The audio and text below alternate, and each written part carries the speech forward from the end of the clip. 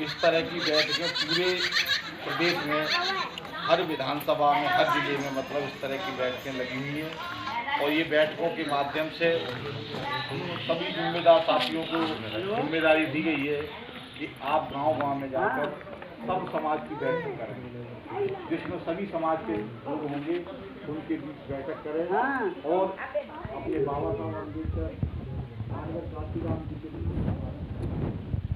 मैं आपको बता दूं कि बाबा साहब अम्बेडकर जी हैं जिन्होंने इस देश का संविधान अधिकार नहीं था कि वो कहीं अपने आप में कुछ कर सकें।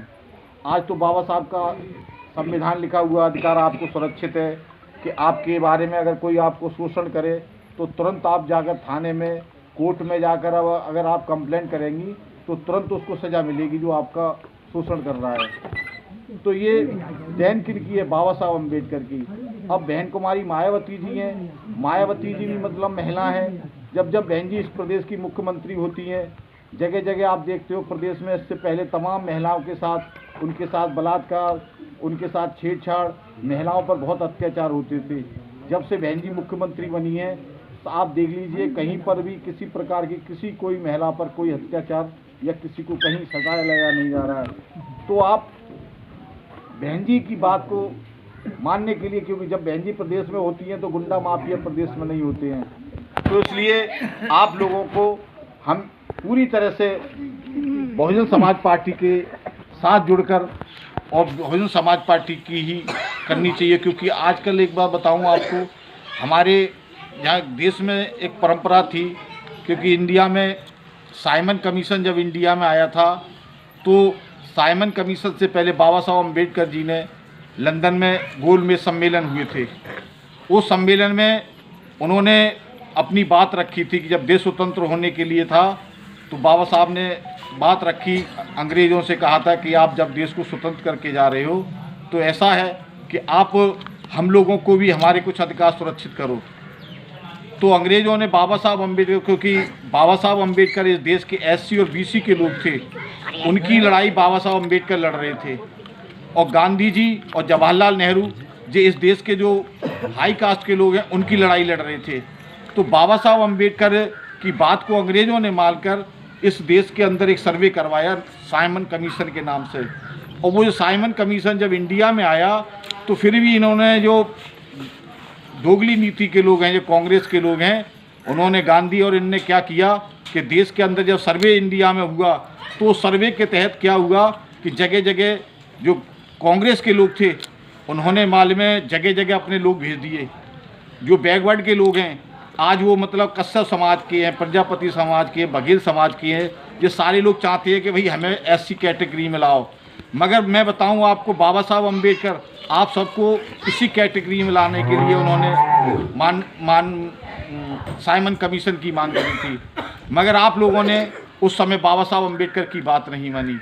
तो जो गांधी एंड उनकी कंपनी के लोग जगह जगह गाँवों में जाकर जा के लोगों को समझाया। उन्होंने प्रजापति समाज से कहा, अरे कि बाबा साहब अम्बेडकर तुमको अछूत बता रहा है, हम तो तुमको मतलब अछूत कहाँ मानते हैं। इसी तरह से बघेल समाज, कश्यप समाज, प्रजापति, तमाम जो समाज हैं, क्या कहते हैं, लोधी समाज है, यादव समाज है, इन सबको उन्होंने भड़का दिया। तो साथियों मैं आपको बताऊं, जब बाबा साहब अम्बेडकर ने जब संविधान लिखा था तो उस संविधान में एक ही जाति के व्यक्तियों के लिए अधिकार नहीं, उन्होंने इस देश के अंदर जिन लोगों पर जितना शोषण हुआ सबके लिए उन्होंने उसके में अधिकार सुरक्षित किए। और साथियों उस अधिकार के लिए जब यहाँ पर साइमन कमीशन इंडिया में आया तो उन्होंने जो बैकवर्ड में जो लोग आज हैं उन लोगों के लिए भी उन्होंने चाहा का कि इन लोगों का भी शोषण एससी के लोगों के ही बराबर होता है, क्योंकि देश के अंदर मनुस्मृति लागू थी और मनुस्मृति के हिसाब से सारे लोग 4 वर्ण बनाए थे उसमें मनुस्मृति में, ब्राह्मण, क्षत्रिय, वैश्य और चौथा वर्ण शूद्र।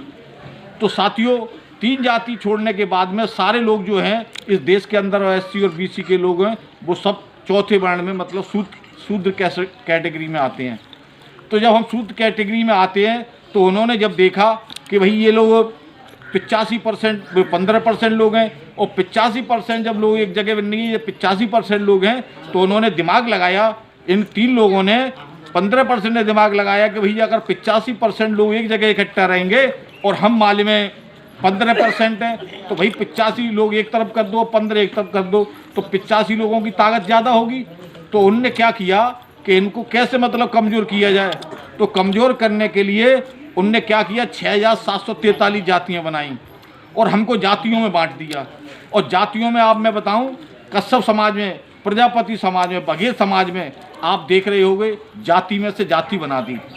आप देख लीजिए शाक्य मौर्य कुशवाहा हैं, शाक्य में भी काची समाज जो बोलते हैं उसमें भी उन्होंने देखो कश्यप समाज है, कुशवाहा समाज है, मौर्य है, तमाम जातियों में से जाति बना दी। इसी तरह से कश्यप समाज में थे, कश्यप में से निषाद, प्रजापति और केवट, मल्ला, माझी, ये तमाम जो बना दी जातियाँ, ये सब उनने जाति जाति में से जाति बनाकर हम लोगों को कमज़ोर कर दिया। हम लोग सोचने लगे कि ये तो भाई हमसे नीचा है, ये हमसे नीचा है, हम इससे ऊंचे हैं। तो साथियों ये क्या हुआ कि इस देश के अंदर जो आज जो सरकार चल रही है, इनकी नीति है कि हमको डिवाइड एंड रूल, हमको बांटने की कोशिश की। हम जातियों में बट गए, हमने भाईचारा ख़त्म कर दिया। हम लोग सब इस देश के रहने वाले लोग हैं, सब हम साथ साथ रहते हैं। आज एक बार बताइए, हमें परिवर्तन किस तरह से उनने डाल दिया। उनने कह दी कि ये तो भाई तुमसे छोटे हैं, वो तुमसे बड़े हैं। तो हम लोग इसी तरह से जातियों में, समूहों में बंटते चले गए और समूहों में बंटने की वजह से आज हम इतने कमज़ोर हैं ना। मैं आपको एक बात बताऊं, अगर 85% के जो मतलब 85 लोग एक जगह इकट्ठे हो, 15% लोग एक जगह इकट्ठे हो, तो इन लोगों ने क्या किया कि हमको पहले तो 6743 जातियों बांटा, उसके बाद में हमको धर्म जाति के नाम पर बांट दिया। हम धर्म के चक्कर में पड़ गए। अब एक बात बताइए, हम मानते हैं कि हम देवी देवताओं की बहुत लंबे समय तक हमारे पूर्वज पूजा करते रहे, मगर एक बात बताइए, अगर उन देवताओं की पूजा करने से आज हम मजबूत होते तो आज हमारी औलाद है और हम लोग तो आज वो कहा गया था वही गरीब में मजदूर बने हुए। अगर हम चाहते तो किसी फैक्ट्री के मालिक होते हैं, हम कहीं के कोई मालिक बन पाए। हम अपने बच्चों को बड़ा मेहनत मुसीबत से पढ़ा लिखा कर मतलब जिनको ने आगे बढ़ाया, कुछ लोग नौकरी पर लग गए हैं, तो उसमें भी पेट में दर्द होता है इनको कहते हैं कि बाबा साहब अम्बेडकर ने जो रिजर्वेशन दे दिया था SC BC के लोगों के लिए, वो रिजर्वेशन के तहत भी अगर वो नौकरी लग रही है, उस नौकरी में भी उनको दर्द हो रहा है कि भाई ये लोग कैसे आगे बढ़ रहे हैं, ये तो नंगे भूखे लोग हैं, ये कैसे मतलब। अब कोई महिलाएं हमारी अच्छे कपड़े पहन रही हैं तो उनको कष्ट होता है कि भाई ये महिलाएं कैसे आगे बढ़ रही हैं। SC और BC के लोग मोटरसाइकिल और गाड़ी खरीद रहे हैं तो उन्हें दर्द होता है कि ये कैसे आगे बढ़ रहे हैं। तो साथियों मैं आपको बता दूं, हमें बहुत सोचने समझने की ज़रूरत है। ये सरकार तो BJP के जब हमसे वोट लेना होता है तो हमको जातियों में बांटकर हमसे वोट ले लेती हैं। और इनने क्या किया कि हमारे समाज के एक व्यक्ति को विधायक MP बना दिया और हमारे बीच भेज दिया, और वो हमसे वोट लेकर जब हम उसको चुन देते हैं तो वो हमारा ही आदमी चुन के हमारे वोटों से जाता है और जो सरकार बनी हुई है उसकी नीतियों से काम करता है। तो हमें बहुत सोचने की समझने की ज़रूरत है कि हम ऐसे व्यक्ति को अपने यहाँ विधायक MP MLA बनाएं जो कम से कम हमारे दुख दर्द में खड़ा हो। और हमारे दुख दर्द में जब न खड़ा होता है तो हमें उस आदमी की क्या आवश्यकता है। तो साथियों मैं आपको बता दूं, जो रिजर्वेशन की बात थी, 27% रिजर्वेशन अंग्रेज़ों के ज़माने के बाद जो उस समय लागू हो गया था। SC का रिजर्वेशन, SC को जो कहते थे मिल रहा है रिजर्वेशन, वो इसमें मालूम 21% रिजर्वेशन का कहते हैं अनुसूचित जाति के लिए, 2% का कहते हैं जनजाति के लिए है, और 27% रिजर्वेशन जो BC के लिए है। तो ये जो रिजर्वेशन की प्रक्रिया है, आप जानते हो परसेंट काय में से होता है, 100 में से ही तो होता है। जब 100 होंगे तो उसी में से ही तो बांटा जाएगा। जब एक बार बताइए, एक तरफ आदमी 15 हैं और एक तरफ 85 आदमी है, तो उनको 85% देना चाहिए या कम देना चाहिए। आज जो बैकवर्ड की संख्या है वो 52% है। अब 52% में भी जो आज रिजर्वेशन दिया गया है वो केवल 50% दिया गया है। और जब से BJP की सरकार बनी है उन्होंने 10% रिजर्वेशन और काट लिया है, और वो 10% रिजर्वेशन काट कर जो उनके जो क्रीमली लोअर थे उनमें से उनको और दे दिया। अब इधर क्या रह गया हम पर, पहले हम पे 50% था तो 40% तो रिजर्वेशन रह गया। अब 40% रिजर्वेशन के लिए हम लोग जो गांव देहात में बैठे हैं, हम लोग केवल गांव देहात की बात जानते हैं। हमें ये नहीं पता है कि पार्लियामेंट में हमारे कितने लोग हैं, हमारे कितने मतलब विधानसभा में मतलब सचिवालय में कितने लोग हैं, कहाँ पर कितने लोग हैं, इस बात की हमें जानकारी ही नहीं है। कितने हमारे प्रोफेसर हैं, इस बात की भी तो हमें जानकारी रखनी चाहिए। और साथियों, जब हमारे बेटे बहन भाई कहा कहते जब पढ़ लिख जाते हैं तो हम उनके नौकरी के लिए मतलब प्रयास करते हैं। आज ये गवर्नमेंट के बनी हुए पूरी 5 साल हो गए, 1 साल ये हो गई, पूरी 6 साल हो गई। 6 साल में ये गवर्नमेंट ने कहीं मतलब नौकरी नहीं लगाई, केवल आश्वासन देते रहे कि अब नौकरी दी जाएगी, अब नौकरी दे जाएगी। जब भी नौकरी की ज़रूरत आती है तभी ये क्या करते हैं कि उसमें अपने ही आदमी से शिकायत करा दी। जैसे बच्चों ने एग्ज़ाम दिया, एग्ज़ाम दिखाने के बाद उनने दे दिया कि भाई ये पेपर आउट हो गया। अब पेपर आउट हो गया, उनने वो भर्ती कैंसिल कर दी। अब वो भर्ती कैंसिल कर दी, आपको ये लगता है कि भाई मतलब वो भर्ती हुई नहीं। तो साथियों, ये भर्ती करना ना मतलब तुम्हें नौकरी देने का इनका एक जरिया है। अभी मैं आपको बता दूं, नगर पालिका के इलेक्शन हो रहे हैं। नगर पालिका के इलेक्शन में बीसी का पूरा रिजर्वेशन गायब कर दिया नगर पालिकाओं में, और महानगर पालिका जो होती हैं उनमें इनमें सारे इनमें रिजर्वेशन कम कर दिए, मतलब वार्ड के मेंबरों रिजर्वेशन कम ख़त्म कर दिए। तो इस रिजर्वेशन के लिए किसी ने बैकवर्ड के व्यक्ति ने कहीं पर कोई मतलब प्रतिक्रिया नहीं की। तो बीजेपी के लोगों ने देखा कि भाई आज हमारी स्थिति कमज़ोर है, तो उनने क्या किया, चेयरमैनी का इलेक्शन टालने के लिए अपने ही आदमी से एक कोर्ट में याचिका डलवा दी। उपाध्याय हैं कोई। अब एक बार बताइए, हमारे अधिकारों की लड़ाई उपाध्याय क्यों लड़ रहे हैं? जब उनने याचिका डलवा दी और कोर्ट में जब वो आई, कोर्ट भी अभी उन्हीं के अंडर में, तो कोर्ट में डलवाने के बाद क्या हुआ कि इस इलेक्शन को उनने 6 महीने के लिए टाल दिया, क्योंकि अभी इलेक्शन इसी महीने में होने को थी नगर पालिका के। अब वो साथियों इलेक्शन मुझे लग रहा है कि ये मतलब अप्रैल के बाद मई जून में इलेक्शन कराएंगे। तो साथियों, हमें बहुत सोचने समझने की ज़रूरत है। ये बहुत चालाक लोग हैं, हमें केवल चंद लालच दे देते हैं। आप देखते हो क्या कहते हैं कि ये राशन वाली बात, अभी जो इलेक्शन हुआ था तो गांव-गांव में राशन बांटने के लिए शहरों में जो लोग थे गरीब, उनने की भी राशन हम तुम्हें दे रहे हैं और तुम हमें वोट दो।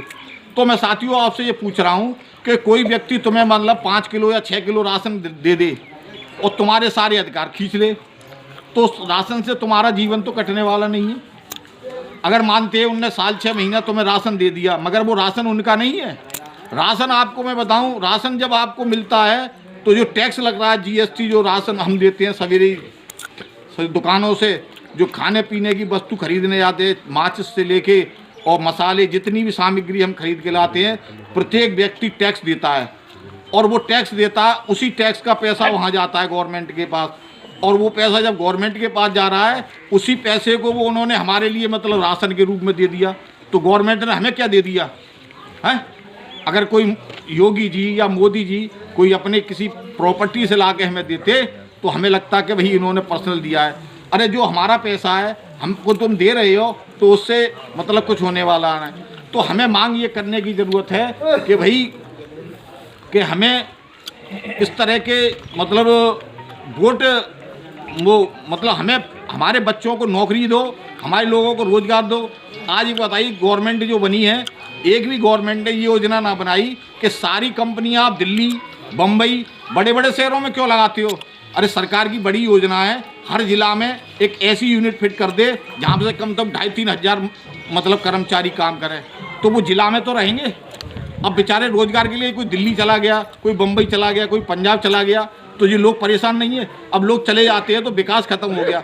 जो बेचारा छोटा किसान है वो अगर बाहर चला गया दूसरी जगह, तो वो अपनी खेती हाड़ी से भी मारा गया, और वहाँ पर जो कमा रहा है उससे आधा तो उसके खाने पीने में ही खर्च हो रहा है, तो कितना बचता है? तो साथियों, गवर्नमेंट को अपनी योजना बनानी चाहिए कि जो हम जहाँ रह रहे हैं उसी क्षेत्र में हमें बिजनेस और रोज़गार दें। ऐसा नहीं हो रहा है, तो हमें पूरा दिमाग इस तरफ लगाना है, क्योंकि माननीय बहन जी की जब सरकार बनती है प्रदेश में, तो आप देखते हो प्रदेश में जब बहन जी की सरकार बनती है, किसी प्रकार के आप देख रहे हैं जगह जगह ये जो बच्चों के लिए गरीबी की रेखा में जो रह रहे थे, कक्षा 1 से लेकर 8 तक के बच्चों के लिए छात्रवृत्ति मिलती थी, वो इन्होंने ख़त्म कर दी। और जो बेचारे बुजुर्ग थे उनको पेंशन मिलती थी, वो पेंशनों का आ गया था काफ़ी महीनों से नहीं आई है। और ये केवल एक इन्होंने क्या किया, किसानों को दे दिया कि भाई 2,000 रुपये दे दिए। मैं आपको ये मानता हूँ कि उनके अकाउंट में 2,000 रुपये भेज दिए, तो 2,000 रुपया से आप ये समझते हो कोई कहा गया था फसल तैयार हो जाएगी 2,000 रुपया से? हैं 2,000 के तो बीजी और मतलब कट्टा यूरिया के ला के अगर फसल में लगा दिया है तो 2,000 में कोई फसल तैयार रह जाएगी? तो ये सब हम लोगों को बेवकूफ़ बनाने की ज़रूरत है, और ये गवर्नमेंट हमें बेवकूफ़ बना रही है। अब हमें, मैं माननीय बहन कुमारी मायावती जी हमारी जो नेता हैं, जब भी वो मतलब प्रदेश में सरकार होती है तो वो सबसे ज़्यादा पहले गरीबों की तरफ देखती हैं। आप कासगंज में या किसी शहर में चले जाओ, आप देखते हो जो ऊंचे ऊंचे मकान 3-3 मंजिल बने हुए हैं, जो मानवर काशीराम आवासीय योजना, उस आवासीय योजना में वो बहन जी ने उन लोगों के लिए बनाए कि जो गाँवों से लोग बेचारे उखड़ कर शहरों में चले जाते थे और उनके लिए रहने के लिए कहीं जगह ना होती थी, झुग्गी झोंपड़ियाँ में रहते थे, तो बहन जी ने उनके लिए आवास बनवाए। उन आवासों में रहने के लिए एक एक आवास की कीमत मतलब 10-10, 15-15 लाख रुपया है। वो केवल कहा गया था 10 रुपया के स्टाम्प पे उसको मतलब मालिक बनाया गया। उन्होंने देखा कि जो बच्ची पैदा होती थी उनका क्या होता था, उनको मतलब गर्भ में ही मरवा दिया जाता था। उनने की कैसी बच्ची हैं, इनकी कहाँ से शादी ब्याह होगा। तो ये इसके लिए बहन जी ने बचाने के लिए क्या किया कि गरीब के घर में जो बेटी पैदा होगी उसके लिए उन्होंने एक मुफ्त जमा राशि रखवाई, महामाया गरीब आशीर्वाद योजना। उस लड़की को, जो लड़की जो पैदा होगी गरीब के घर में, तो वो पैसा एक बार उसके खाते में जमा कर दिया जाएगा। जब वो लड़की बड़ी होगी तो उसके लिए क्या कहते हैं, वो 18 साल की जब शादी लाख होगी तो उसको 1 लाख रुपया उसके खाते में आ जाएगा। इसी तरह से उन्होंने देखा कि लड़कियां हमारे गांव देहात की होती थी, वो लड़कियां बेचारी 5वीं और 4ठी 6ठी क्लास तक पढ़ने के बाद में आगे स्कूल नहीं होता था तो वो पढ़ती नहीं थी। तो बहन जी ने एक योजना चलाई, सावित्रीबाई शिक्षा योजना। उस योजना के तहत जब वो गरीब की बेटी हाई स्कूल में आ जाएगी तो उसके लिए उन्होंने कहा गया था कि 25,000 रुपया, और कहा गया था उसके लिए साइकिल की व्यवस्था जो की जाएगी, तो वो लड़की कहा गया था अपने साइकिल से जाकर और अपने स्कूल जा सके। तो साथियों, बहन जी की तमाम ऐसी लाभकारी योजनाएं हैं जिससे हम लोगों का भला होने वाला है। और ये जब से ये सरकार बनी है, ये केवल आपको क्या है, केवल हिंदू मुस्लिम करके, अरे भाई हिंदू मुस्लिम करने से हमारा पेट थोड़ा ना भरे हो। हमारा भरा तो भाई हमारे बच्चों को नौकरी दो और हमें रोजगार दो, यही तो चाहिए। किसान है, किसान की वही खेती। आज आप देख रहे हो तमाम गाय और ये क्या कहते हैं किसानों के खेतों में बर्बाद होगी जब से सरकार बनी है। तो इस चीज़ों को साथियों बहुत सोचने समझने की ज़रूरत है और हमें पूरी लगन के साथ भाईचारा बनाने की ज़रूरत है। हम लोग जातियों बटे हैं, ये जाति व्यवस्था तोड़ने की ज़रूरत है, हमको सबको इकट्ठा होने की ज़रूरत है।